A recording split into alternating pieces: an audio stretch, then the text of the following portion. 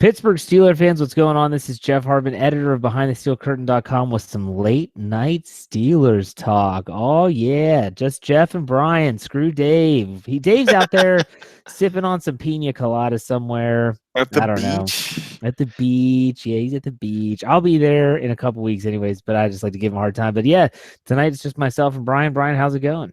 Awesome. It's one of my favorite holidays is coming up, July Mhm. 5th, Huey Lewis's birthday. And then and of course tomorrow, I love July 4th. It's such a fun day for me. We have all these things planned, plus Stranger Things comes back, season 3. So we've got a little marathon planned. We have all this 4th of July fun. It's gonna be hoopla at the Davis house. When you think about the 4th of July, like what's the first thing you think of? You know what? I think of the reason we're there. I think of the freedom. I think of the Declaration of Independence, but I also think of the midpoint of the summer and just the fact that it's a break Yeah. of the monotony, and I love it. And I know friends and family are going to be around. You went a totally different route. I think of one of my favorite movies of all time. I think of two things. One of my favorite is The Sandlot, and I will never forget the scene in The Sandlot where they're playing their night game, and they're playing with the fireworks going off, and they can see because all the fireworks, and Ray Charles um, is singing in the background, and it's just a great scene. I've always thought about that when I think about the 4th of July. And the second thing that I always think about is another one of my favorite movies, um, and that is, holy cow, I just drew a complete blank. Um, Dazed and Confused. There it is. Dazed and Confused, That's a great where movie. they're getting ready to leave school, and the history teacher says to the kids before they release, and Alice Cooper schools out plays, he said, "Hey, when you're taking in all this bicentennial garbage this summer, remember you're celebrating a bunch of white men who didn't want to pay their taxes." So Brian went all sentimental. I just go with the movie shtick, and it is what it is. So hopefully everyone that is listening to this show, if you're in the continental United States of America, you have a great 4th of July. Those that are elsewhere, you're just like, this is 4th, it's July 4th. It doesn't mean it's the same old day. But you know what? Quattro de Julio. Exactly. Yeah, very good. What he said. This is kind of old school, Brian. We used to do a lot of shows together, just me and you. It's kind of breaking I it down old know. school, All right. I'm not saying Dave's bad. I'm not saying that at all. I'm just saying it's all. I know he's going to listen to this. So there you go. There's a tear in his eye right now. He's like, I knew I should have gotten better Wi-Fi. Should have found a Starbucks. A Starbucks or a McDonald's. I was waiting for him to find a McDonald's, be sitting in the back with like a cinnamon roll or something. This is Oh, delicious. okay. So, the funny thing is that last week we finished up our NFL draft class. We talked about Derwin Gray. And so we were like, okay, what are we going to talk about now? Well, Brian said before we went on the air, there's 3 weeks left until they report to training camp. Let's talk about the 3 biggest training camp battles that the Steelers are going to have. Now, the funny thing is that on our Standard is a Standard show this past Sunday, Lance Williams and I talked, and we were both saying how there just really aren't a lot of really serious camp battles this year. And that's a good thing. Lance brought up a really good point. He goes, teams that have serious camp battles have a bad roster. He said, your team should have about 47 of the 53 spots already locked up, and then you're battling for depth. And I feel like for the most part, that's where the Steelers are, except for a few positions. You agree or disagree before we go any further? I agree wholeheartedly. Yes. Yeah. So, okay, I'll let you go first. We have 3 in our head. It might be the same, they might be different. We're going to say what we think the battle will be, who is going to be vying for that position, and who we think is going to win the battle. Okay, so let's start with you. You can go ahead. Whatever. What do you think is the top training camp battle coming up in 3 weeks? You know what? I could go 2 ways here for the top one, but I'm going to go the less obvious one, and maybe this is the more obvious one, but I'm looking at inside linebacker because you have Devin Bush, and I believe, tell me if I'm correct, I always mix these up, the Mac linebacker Is that what they're fighting for? Bush and Barron? You're Is that the asking the wrong. MAC? You're asking Because the I wrong guy. think maybe you guys could help me out on the live chat. I think the Buck is Vince Williams, and I think the MAC I think you're right. I think you're right. but that always confuses me. But so we're looking for the Big Mac here, and it's basically between Mark Barron, number 26, and new number 55, Devin Bush, the hot rookie, the guy everybody loves and wants to go ahead and step in right away. Are they going to push him? Is Barron going to hold him off? Which way are they going to go? Are they going to have equal amount of playing time? So that's really what I'm looking to see. They paid some decent money to bring Barron in towards the end of free agency in March, like the second week or so. So I'm thinking we have that camp battle that probably intrigues me the most because they're in a position where they don't have to go ahead and start the rookie right away. However, like the same situation with Ryan Shazier in 2014, he was hot. He nabbed the starting nod right away. I think he nabbed the starting nod in the second preseason game against Buffalo. That's how hot that guy was, and I could see Bush possibly doing the same thing because reports out of Florida, reports of his training are just spectacular. So we'll see, but you're going to see what kind of heart a guy and fighting spirit Mark Barron has as well. Well, who wins? I mean, you got to tell me who you think's going to win that battle. Okay, I thought you just wanted me to. No. Let's say the battles. predict it. I actually think it's going to be Devin Bush. I agree 100%. I think that they're not. We've talked about this, and you and I are on the same wavelength here. The Steelers don't like to make moves or make trades and then admit that, okay, maybe this was a bad decision. I'm not saying that drafting Devin Bush was a bad decision, but you don't trade up 10 spots, give up draft capital to have a guy sit on the bench and watch. Now, would I be stunned if he doesn't start the year? No, not really. But I expect him to win the job. And so, all right. So there was your number one, inside linebacker. I'm going to go, this might be what you said would have been the obvious pick, and it's right tackle. Yes. Right tackle, you have a lot of players vying for this. Now let's talk about this here. Right tackle, the front runners, I think the front runners, there's two, and that is Matt Filer, who I think is the leader in the clubhouse, and then you have Chuks Okorafor right there on his heels. Both had starting experience last year. Filer obviously more than Chuks, but then there's other players vying for it. Gerald Hawkins is one. Zach Banner is one. Derwin Gray is one that we just talked about last week on the show as we previewed the 7th round draft pick. A lot of other names can put their name in the hat, so to speak. I tend to think, as much as I would love Chuks to win this battle, I don't think he does, at least not at the start of the season. I think Filer's proven himself. I think the Steelers are going to lean on his experience last year. He didn't play poorly. So I'm going to take Filer in this battle. What say you, Brian?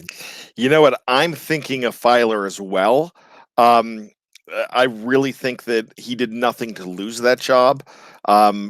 He was the starter most of the year over when Marcus Gilbert went down. And Chuks came in, I believe, started 1 or 2 games when Filer was hurt. Mm-hmm. And he was not a glaring problem either. So one of those guys really needs to step up. I just think that Filer's the incumbent right now with the games that he played, and I really think you have to knock the incumbent off. I agree 100%. So what's your second camp battle? Okay, so right tackle. So this is kind of a tough one, and it's not really for a starting job, but it's for a roster spot. And I think it's between 3 guys at safety, because we know we're going to have Terrell Edmonds, and we know that we're going to have Chad Scott. They're your starters. Chad Scott. Excuse me. Okay. He's a corner, and he hasn't played. He was drafted in 1997. We just flashed back to 1998 first. But he was out of Maryland, though. Sean Davis, excuse me. Sean Davis. And they were both from the state of Maryland as well. But with that being said, Sean Davis And Terrell Edmonds, we know that. Gosh, that's almost as bad as my Daniel McCutcheon from a That few was weeks ago. good. That was good Um, too. so, so you have two more spots pretty much at safety. Is it going to be Jordan Dangerfield? Is it going to be Marcus Allen?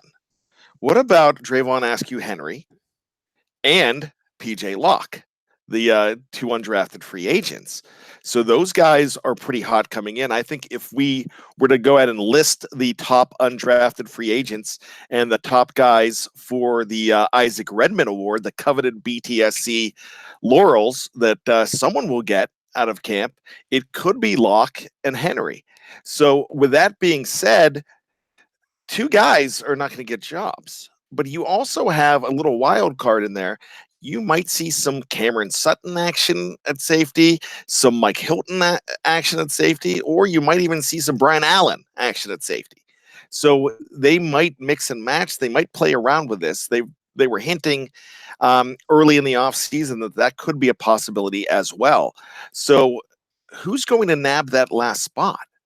I mean, those last two spots. Yeah, well, that's the question. So who do you have? Well, I don't think they're going to go away from Marcus Allen so soon. I think they're going to see what he has, and he's going to have an opportunity, but he has to seize it. Jordan Dangerfield, he's kind of been off and on this roster a little bit. Kind of reminds me of Steven Johnson and LJ Fort going back and forth 2 years ago a few times. 1 week they're cutting one, putting one on the practice squad, going back and forth. So I'm kind of thinking that one of the rookies gets a job here. And if I haven't really seen them battle, and that's the big thing. But going on what I know, I think it's going to be PJ Locke, just who's more heralded coming in. I think it'll be Locke. Okay, this is something that Lance and I talked about on Sunday. I said that it's going to be obviously Edmonds and Davis as your starters with the backups. Dangerfield because he has starting experience, and I think that, like you said, they're going to stick with Marcus Allen. I would think that Askew Henry and PJ Locke would be perfect candidates for the practice squad if they get that far, but we'll see what happens. That was a good one. My next camp battle that I'm excited to watch, and I'm trying to stick to ones that are actually going to potentially impact the play on the field. Okay, so right tackle, we're talking about that's a starting position. Inside linebacker, starting position. This is not necessarily a starting position, potentially depends on the formation. So we're going to the offensive side of the ball. I'm looking at slot cornerback because you have Ryan Switzer, Eli Rogers, very similar in the way that they play the game, same style of player. Both have return capabilities. Deontay Johnson could go inside if you need him. We know that Juju can flex on the inside. Not that the battle is between them. I think that for me, this battle is between Switzer and Rogers. And I think if I had to choose between the two, man, that's a tough decision. I don't think either of them gets cut. I just think there's going to be one that's ahead of the other, and it's going to get more playing time. I'm going to go with Switzer. I just think that Ben, he really looked his way a lot last year. He's going to have a whole offseason under his belt. I think this guy, maybe I should say, I hope this guy could actually be a Julian Edelman type of player. They have the same build, same skill set. I'll go with Switzer. Who do you have there, Brian? I'm going with Switzer as well. I was hoping you weren't going to take him so we could have some disparity here. Here's the thing with Switzer. That rapport thing you said, definitely, it's there. He didn't break away and go the distance as a punt returner or a kick returner, but he was a jitterbug back there, and he looked like he was going to break it a few times. That could happen. Just that experience as a full season as being a return man would be pretty good because we saw Eli Rogers in that role, and he was so bad in that role that they had to bring Antonio Brown back to the punt return position. And Eli wasn't even a kick returner. He was just solely a punt returner. So I think if you're looking there, you're probably going to see a little more. Also, Eli had the dropsies. And that 2017 season, I know he did get hurt at the end of it, but he was dreadful in that season. When he finally came back last year, he looked a whole lot better. But I'm really thinking that Switzer, who's just going into his third year, keeps that job. So there you go. I mean, I think that it's going to be a tough. Like I said, I don't think either of them is going to get cut, but one is going to play more than the other, barring injury, obviously. So that was my second. What's your third training camp battle to keep an eye on? By the way, let me give props to Lance for saying that there shouldn't be many battles, and he's absolutely correct when you say that, because this is a good roster. I really think this is a good roster, and when I'm struggling to come up with battles here, that's a really good thing. Big Pittsburgh Steelers fan. So I'm looking at the third corner here.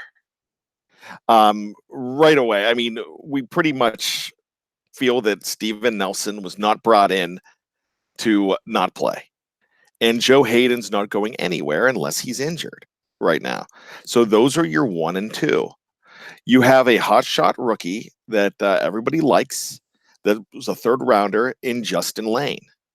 And you have a guy that we don't even know if he's going to be on the roster because he's fallen from grace completely in the last few years, Artie Burns. We also, and I'm not talking slot corner, I'm talking about that next option to start. If somebody goes down, and Cam Sutton could be in the mix on that as well. There's a guy like Cameron Kelly that I really love, who last played for the San Diego Fleet of the AAF. But I'm really thinking that Justin Lane comes in and makes Artie Burns expendable. So I'm saying Justin Lane as that next option to start and third corner. Okay.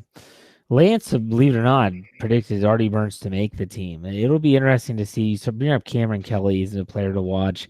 I personally think Artie Burns, unless he's traded, I think they'll keep him this year. I could be wrong. We'll see what happens. It's going to be that's a position, in slot cornerback's another one you can even talk about. But you know what? We'll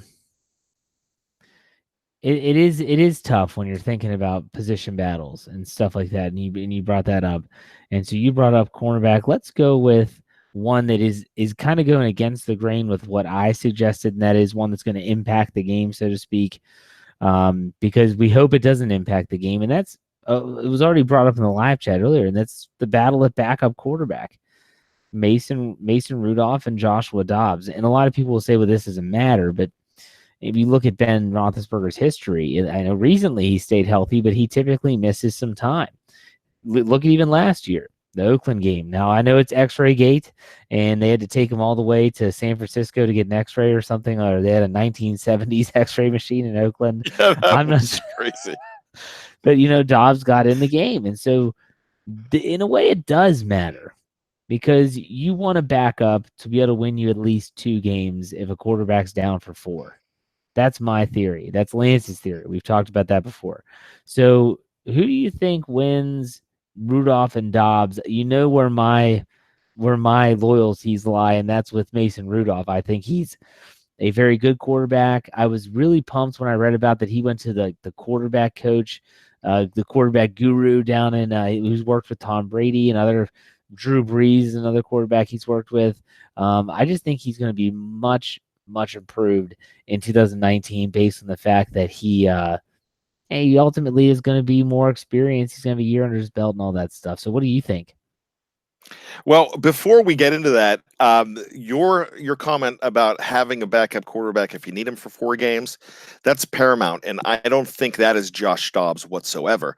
I have been screaming ever since you've known me to bring a guy like Mike Moore, a veteran quarterback, to come in and be your backup.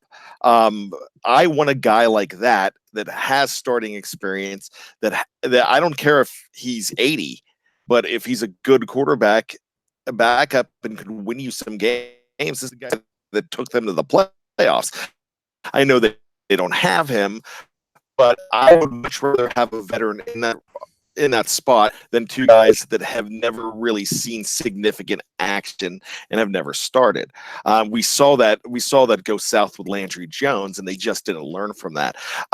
Joshua Dobbs showed some talent last year, especially in the preseason, and won that job. A lot of people didn't think that Mason was going to get that job from the start, that they wanted to redshirt him as the third man with the clipboard.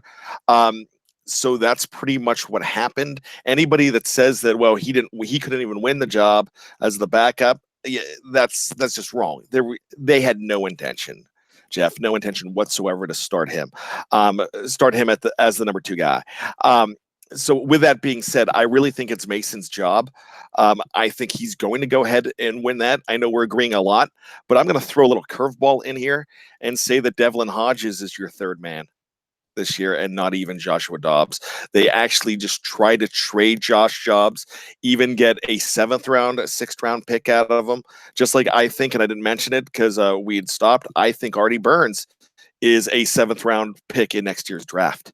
What's going to happen? That's what he's going to end up being.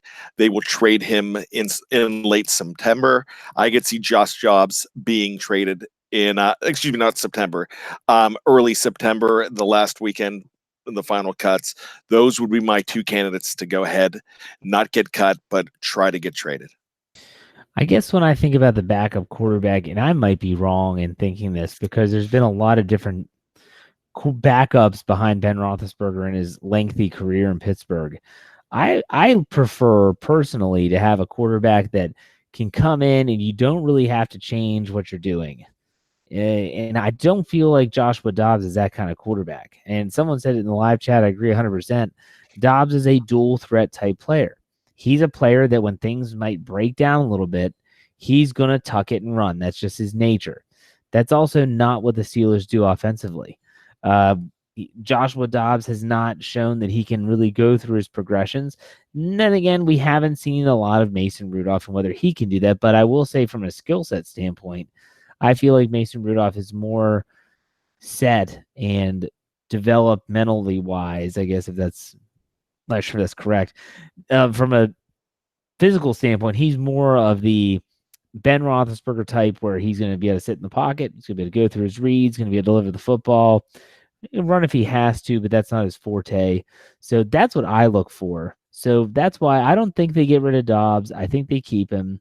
But I do think that Mason Rudolph ascends from 3 to 2 this year, and we'll see what happens. That is one of the few positions that I'm actually looking forward to seeing when the preseason rolls around.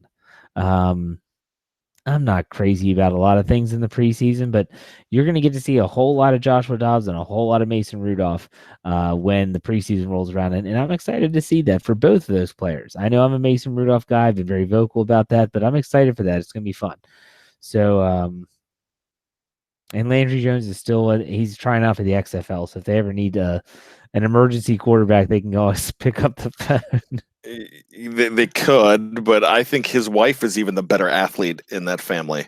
I believe she plays for San Antonio of the WNBA, Landry's wife. But there's something that you're not going to get those 15 seconds of your life back, Jeff. Sorry. But I do want to personally thank you. Thank you for not copping out and going with Matthew Wright versus Chris Boswell. I didn't want to hear the kicker battle. Well, I thought about it, and I do think both of the kickers are going to have their hands full. I honestly think, some people say that Matthew Wright's nothing but he's there to push Boswell essentially. And yes, that's probably true, but I don't think the Steelers are sold on Boswell being the guy next season. I think that there's a chance that they could say, look, if he outkicks you, if he outperforms you, there's a reason we bumped your signing bonus back. It's because we're going to cut you. That's the way I feel. And the same with Jordan Berry. You agree? Yes. Ian Berryman is brought in to push Jordan Berry. So will Berry be the man, Berry man, or will Berry be the man? So yeah, I'll be here all week. Save that for your next stand-up show. Hey, it might be coming sooner than you think if you don't know what Jeff's talking about. I made a venture into stand-up comedy a couple weeks ago for my very first time. Could be my last time, but I got a good reception, and I might try it again. Yeah, well, never know. You never know. I thought it wasn't as bad as you might think.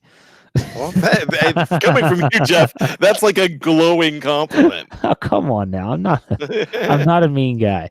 Okay. No, I paint you with that brush, and I am apologizing for calling you Mo of our Three Stooges a couple weeks ago. That's okay. I know you lost sleep over that. I think you also called someone else Larry, and I was like, I don't think there's a Larry. Is there a cut? Larry Curly. Is it Larry? You messed up Mo. something I don't know. Yeah. And then I just messed it up. Okay. Anyways, let's switch gears a little bit. We go from talking. Then we go from talking about training camp battles, and we kind of get off tangents. And so let's refocus. Recently, this past week, Juju Smith-Schuster was over in England.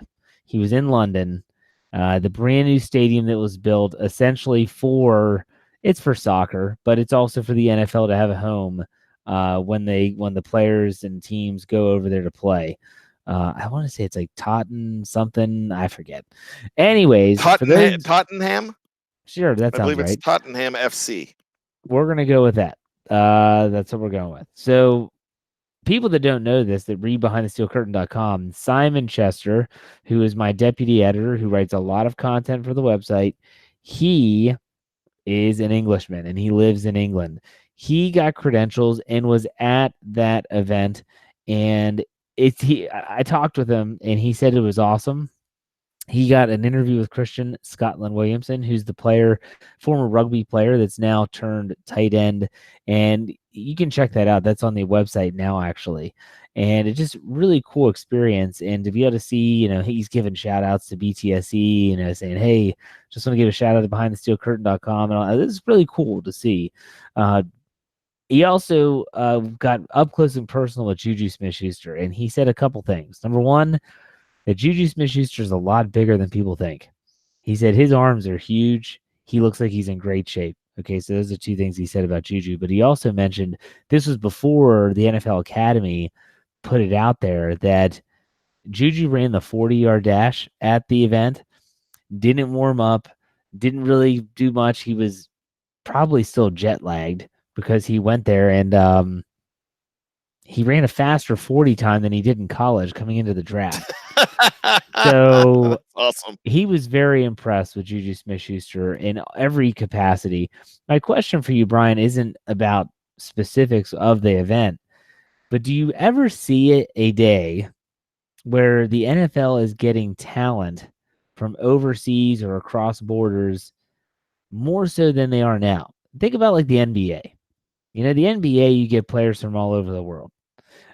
In Major League Baseball, maybe not as vast as the NBA, but you're getting players from the Dominican, from Puerto Rico, Canada, even to go to the NHL. I mean, you look about the Russian players, the European players. The NFL is very much a United States of America game. There's a couple Canadian guys that make it down south, but really they're few and far between. So do you see the game of American football ever expanding to the point where teams are potentially looking across borders to draft players? It is definitely possible, but they need to set up leagues first. There's really not college football over there. There's really not. If they're playing there, if you have somebody from overseas, they're actually going to college in the U.S. And that's just not something that's very common. You don't see many prospects coming from overseas.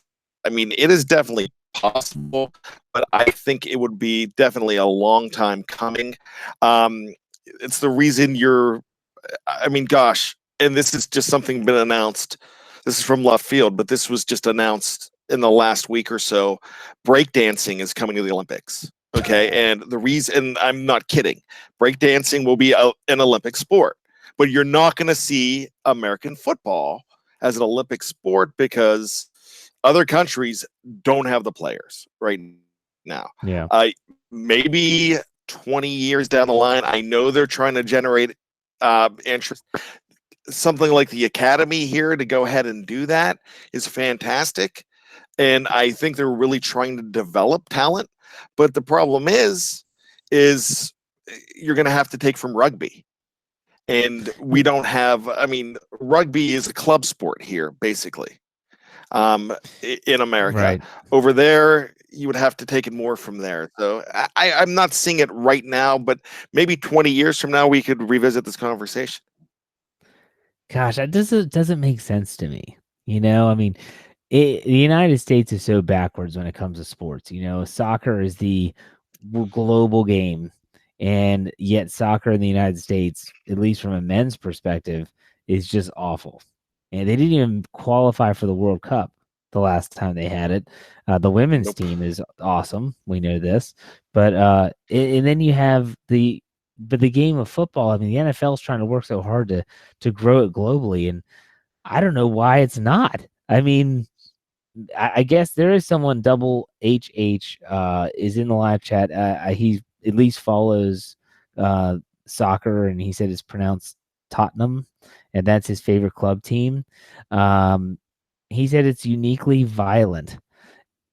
I guess maybe Americans just love the violence of the NFL game. I just feel like the excitement of it would just be infectious in other countries, and that people would want to play it at a young age. And then, I guess the NFL, like you said, the NFL is going to work to expand why is it up to the NFL? I mean, I would think that young kids would want to start playing, and they would get clubs, and they would start in schools and stuff. I don't know. Maybe it's just me. It's just, I agree with you. And something that I have a lot of family. My wife's family is from England. I have an English mother-in-law who, gosh, I felt so bad for watching the England U.S. game with her yesterday when U.S. eliminated them, and we were watching it on tape delay. And when England tied the score at 2, and I'm sitting and she's cheering, and I'm sitting there going, "Well, they're going to call this goal back," because I already knew what happened. It was just watching an English woman just.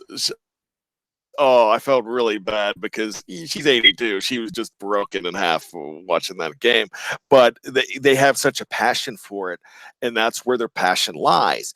But when you have these games that has it now, they sell out quickly. I have a family member that tried to get Steeler tickets just because of me. When they played the Vikings in 2012, I believe it was, or 2013 actually, and they sold out right away. So these games sell out fast, and we just saw this just last weekend. The Yankees and Red Sox played a 3-game series in London, and I haven't seen attendance numbers. From what I understand, it was pretty good.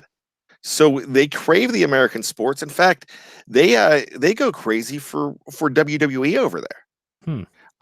They do like the American sports, but is it translating? And when I say translating, is it really a reason to go?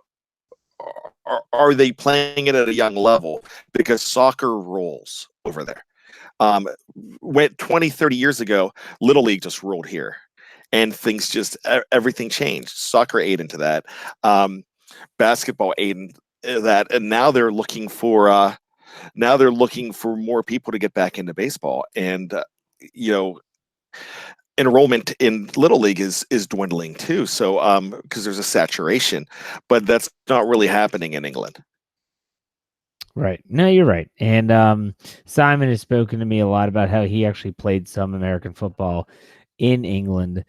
His high school did have a team. He played there and came to the United States and continued to play a little bit. Yeah. So he has a pretty good story. I did a podcast with him last summer when he was hired. So if you're really interested, I called it the Steelers 1-on-1. You can go back and check it out. Simon is a really cool guy. He's very knowledgeable about the game. He didn't, when he was in the media scrum with Juju, as Juju Smith-Schuster was at the podium, he did a really good job asking a really unique question, and that was, you are now the leader of the wide receiver group, yet you're 21, 22 years old. There are receivers in your room that are significantly older than you. How do you handle that? And it was a great question because it wasn't about Antonio Brown.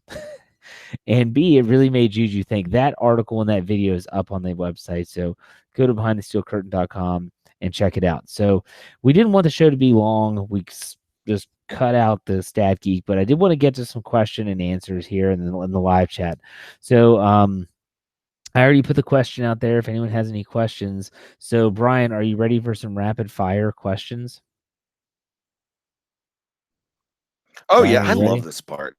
And Okay. before we do that, can I just say, yeah, I mean, before we do that, just let me say that Simon is more likely to come and watch a game at my house than you, Jeff. That's probably true. Unless I lose that bet. What is that bet again? But that's not to watch a Steeler game. That's to watch Star Wars, isn't it? Yeah, I don't know. Whatever.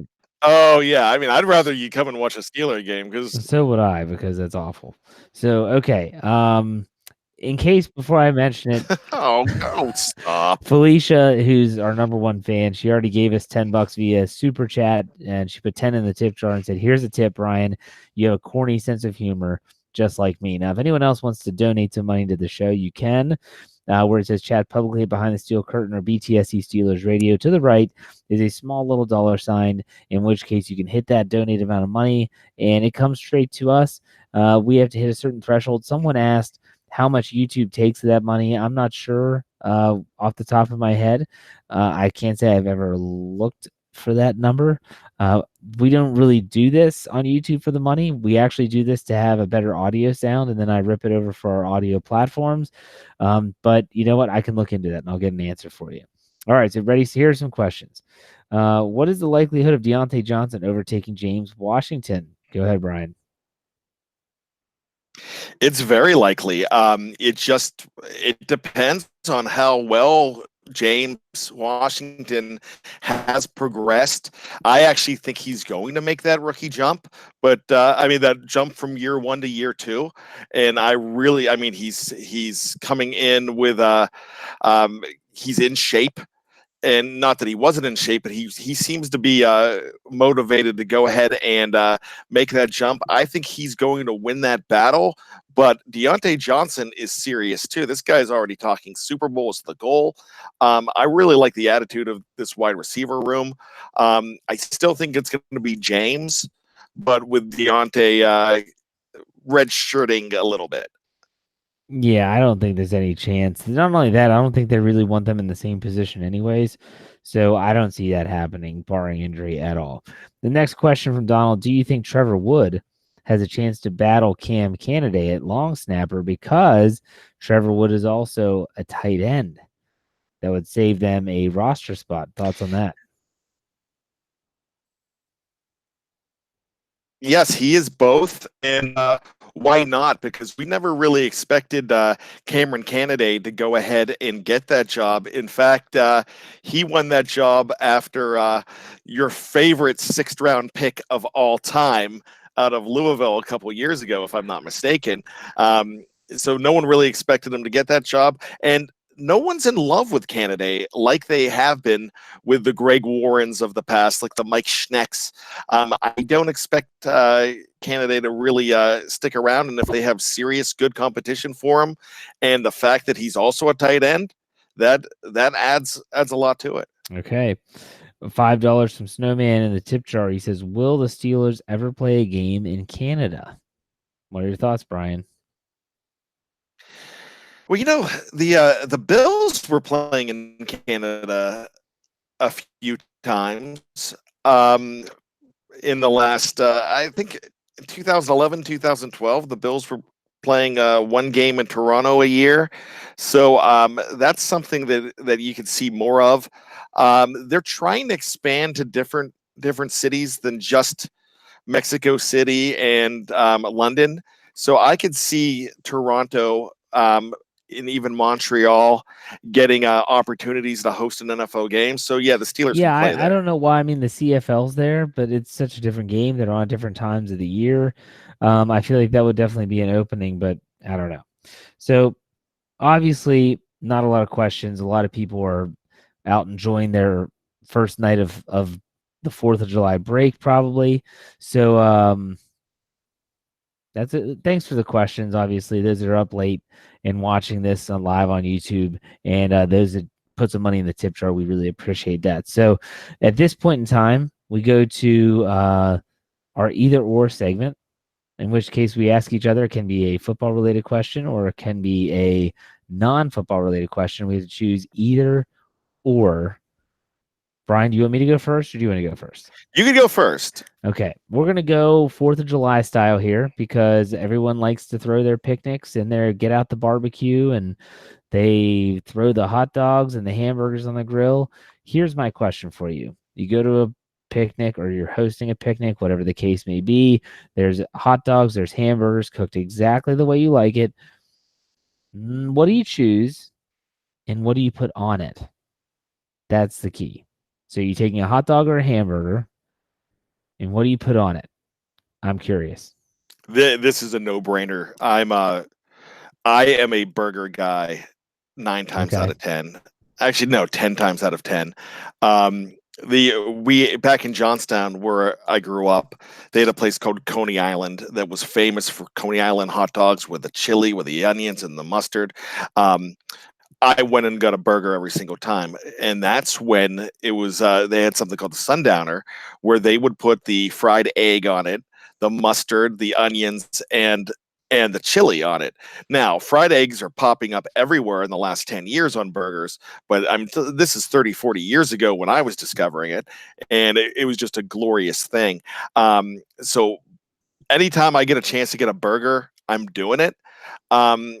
I am not a lettuce and tomato guy on burger as much. Are you a cheeseburger or just a regular I'm a burger? cheeseburger guy. Okay. Yeah, and I like it seasoned real well. I like it seasoned. What kind of cheese?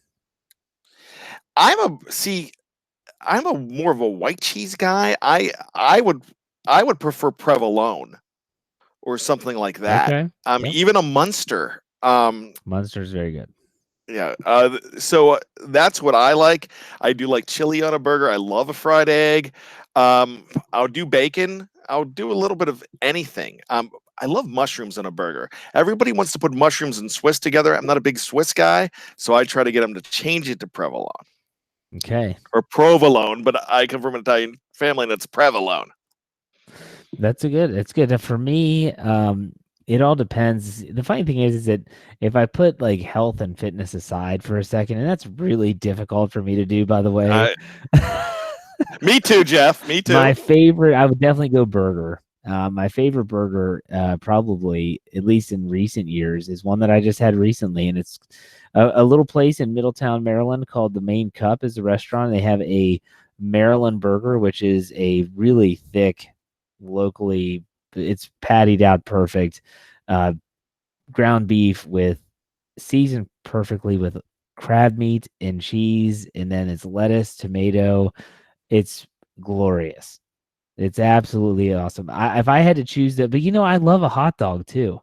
Give me a hot dog. Let me put chili sauce, relish, that's what I'm doing. Ketchup, mustard, onion. I'm loading that thing up. So I love them both. But if I had to choose one, I'll choose a hamburger.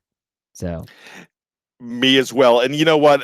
Sheets got me on to way back in the early 80s. I never ate chili, and now I cook chili in competitions, but I would never eat it. But I started eating their chili dogs because they were like 2 for $1, and I would get chili and onions. And those things were just amazing. And Sheets still does them, and they're still good. I hardly get one because I'm a burger guy, and I'm trying to eat healthier these days. But I actually really am. I'm trying really hard. I know you are, man. I know. And so, but now you have me craving. I might leave the show and just go to Sheets and get 2 chili dogs, throw a little bacon on that, and just like throw the whole thing to hell. For the sake of your stomach and your family, I'm going to say don't do that. Yeah, but that's funny. All right, so go ahead. What's your either or? Okay, you're gonna love this one. 2 iconic contributors to the Pittsburgh Steelers, and when I say their names, I don't think you're going to know who these guys are, but it's an either or between Jimmy Pole and Roger Wood. I don't know who all these are, but go ahead and can you explain who these people are before I pick one of them randomly? Okay, I'm going to have to do it in song. And the first one are "We Are the Steelers, a Super Bowl so team." the Steelers polka, which is a Steelers cut off polka of is Jimmy Pole. which is cut off of the Pennsylvania polka. Okay, so I know that. And so I think you know where I'm going with. Now you can guess who Roger Wood is. Is that the Here We Go Steelers? Here we go, yes. Steelers. Here we go. Okay, Pittsburgh's going to the Super Bowl. so you're asking really which one I like? Yeah. Which one are you taking? They both wrote those songs. Yeah. It's Here We Go. It's the Here We Go song. My kids like to listen to. I'll bring it up on YouTube, and it's always I try to find the newest one with the newest names. And I still, though, to this day, because I think that was written in like 94, 95, 95.